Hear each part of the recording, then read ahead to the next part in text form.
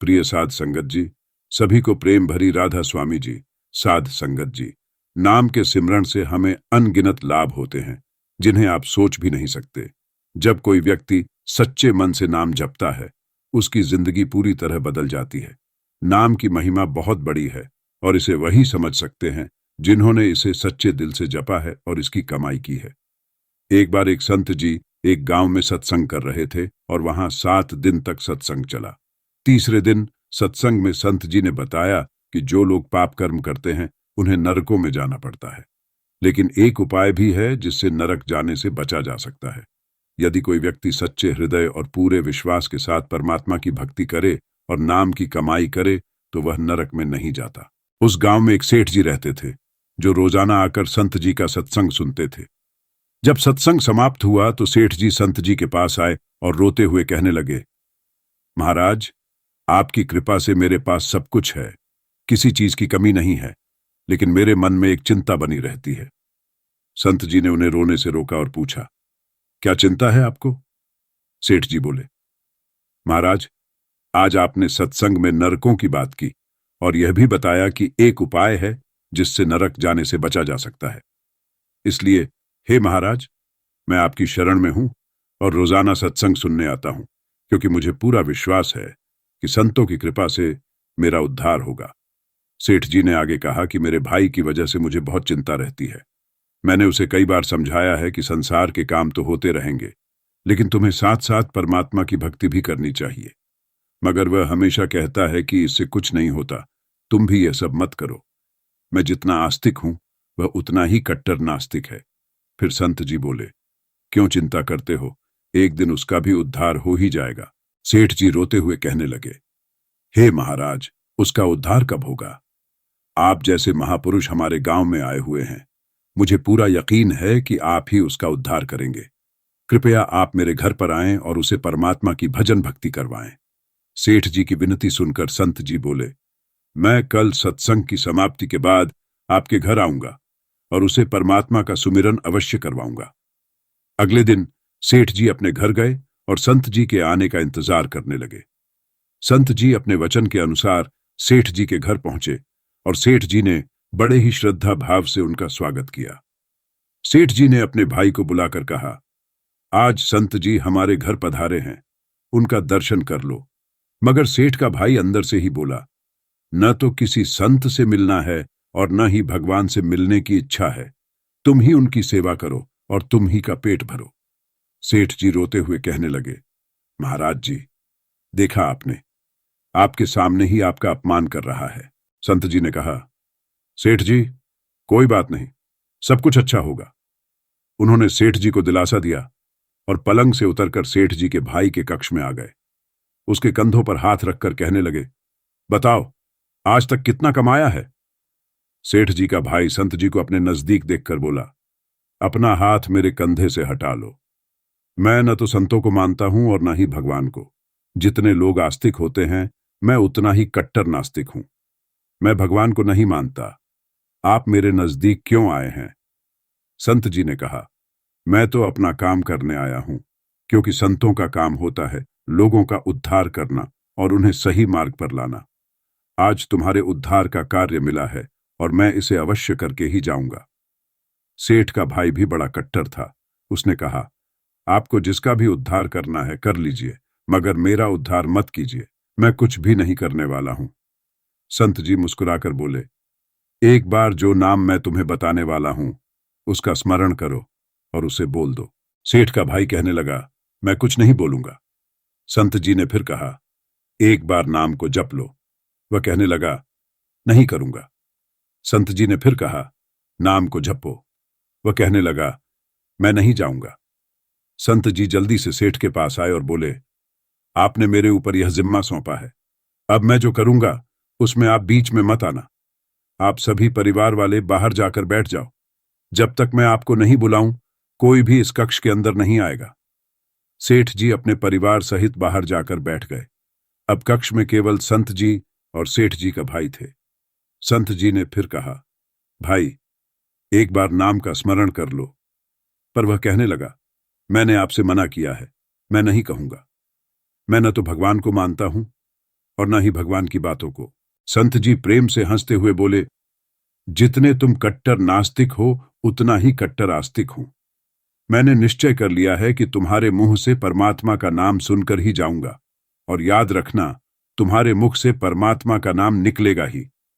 वह कहने लगा, आप चाहे जितना भी प्रयास कर लें, मगर मैं नाम नहीं जपने वाला हूं। वैसे तो संत जन बड़े दयालु होते हैं, पर लीला मात्र उन्होंने क्या किया? सेठ के भाई का हाथ पकड़ा और जोर से घुमाने लगे। वह सेठ 50 साल का वृद्ध था। संत भी वृद्ध थे, मगर संतों के अंदर भक्ति का तेज होता है। उन्होंने जोर से सेठ के भाई का हाथ मरोड़ दिया और कहने लगे, नाम को जपो। वह कहने लगा, नहीं जपूंगा।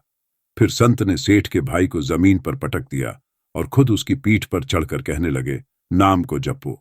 वह कहने लगा, नहीं जपूंगा। फिर संत जी ने उसके दोनों हाथ पकड़कर उसके दोनों पांवों को बांध दिया और कहने लगे, नाम जपो। ऐसी अवस्था में सेठ का भाई सोचने लगा कि यह संत तो मुझे मार ही डालेगा।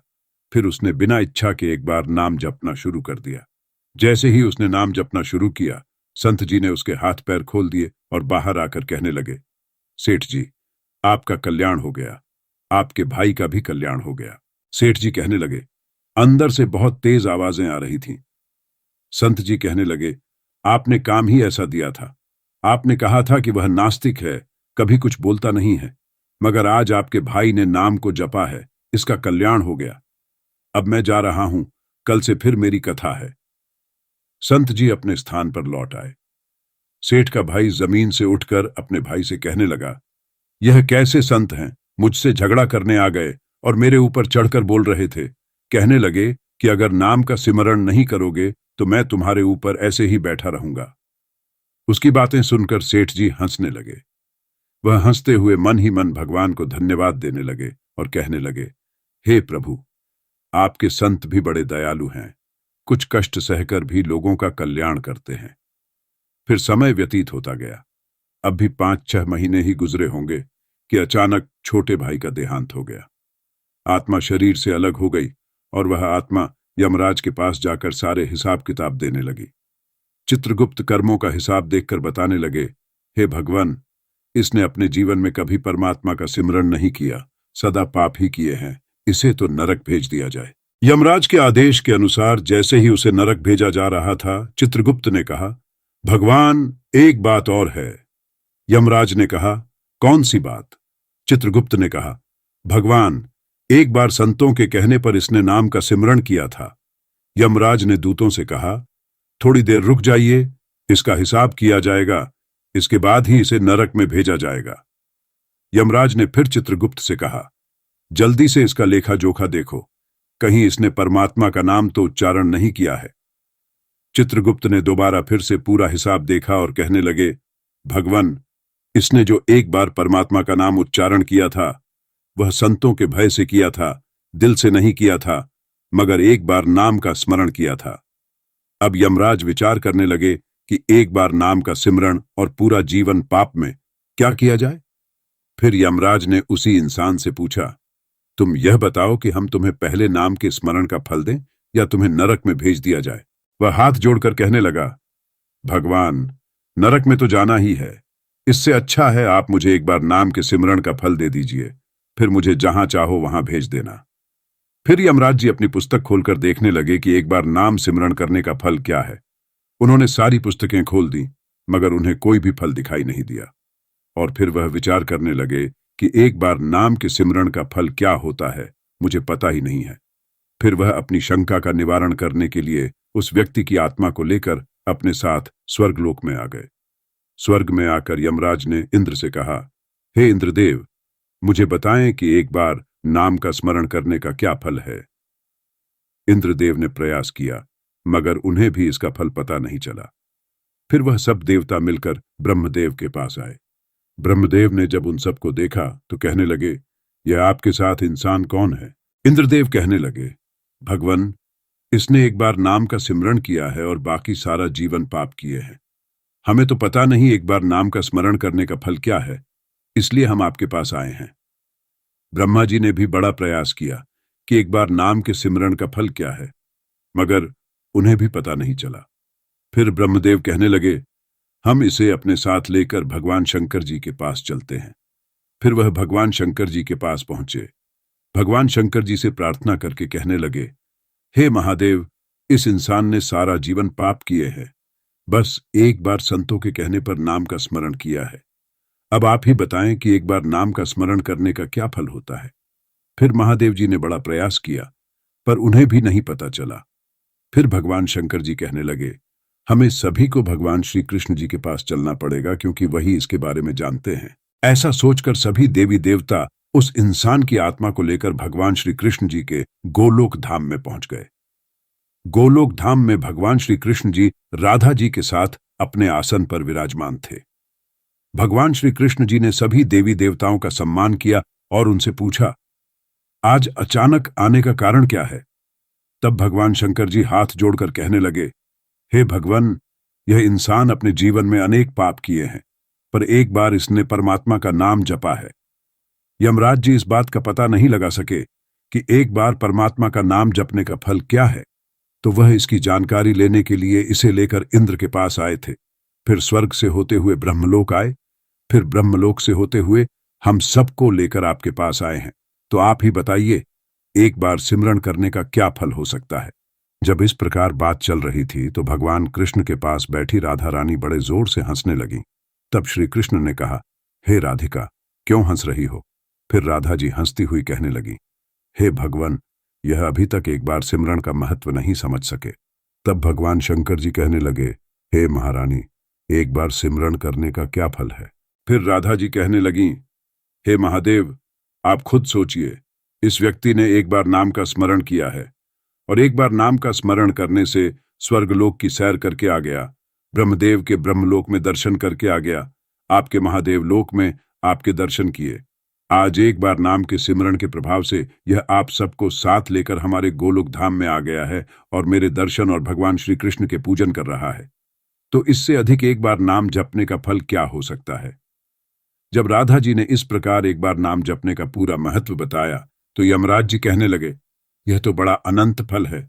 जो व्यक्ति नरकों में जाने वाला था, वह एक बार नाम का उच्चारण करने से सब लोगों की यात्रा कर भगवान श्री कृष्ण और राधा रानी के चरणों में उपस्थित हो गया है। तो इससे अधिक फल और क्या हो सकता है। तभी फिर से यमराज कहने लगे, भगवान, क्या इसे अब नरकों में जाने की आवश्यकता नहीं है। फिर श्री कृष्ण जी कहने लगे, हे धर्मराज, जिसने एक बार राधा रानी के चरणों का दर्शन कर लिया तो वह कभी नरक में जा ही नहीं सकता है। वह भक्त जो दर्शन कर रहा था वह कहने लगा, महारानी, मैंने तो संतों के कहने में आकर एक बार नाम का स्मरण किया था, पर जो सच्चे हृदय से परमात्मा का नाम जपते हैं, नाम का स्मरण करते हैं, उन्हें तो जीवन में कोई भय होगा ही नहीं। वे तो नरकों में कभी जाएंगे ही नहीं, वे तो सीधा आपके चरणों में समा जाएंगे। तो इतना महत्व है एक बार नाम जपने का। सच्चे हृदय से जो एक बार नाम जप ले, उसे साक्षात परमात्मा के दर्शन हो जाते हैं। साध संगत जी, देखा आपने एक बार नाम जपने का कितना फल होता है। इसी कारण सद्गुरु जी हमें हर बार यही फरमाते हैं कि भाई, नाम का सिमरण भजन कर लो, नाम का सिमरण भजन कर लो, क्योंकि इसी से हमारा बेड़ा पार होगा। इसके अलावा और कोई रास्ता नहीं है। सच्चे दिल से नाम का सिमरण करने से ही हम इस संसार के बंधनों से मुक्त हो सकते हैं और परमात्मा के चरणों में स्थान पा सकते हैं। अगर आज की साखी से कुछ सीखने को मिला तो कमेंट में राधा स्वामी जरूर लिखें। हम आपके लिए ऐसी ही रोजाना साखियां लाते रहेंगे ताकि आपको भजन स्मरण करने में सहायता मिल सके। हमारे चैनल को सब्सक्राइब जरूर करें ताकि हम जब भी कोई नई साखी की वीडियो डालें, सबसे पहले आप तक पहुंच सके।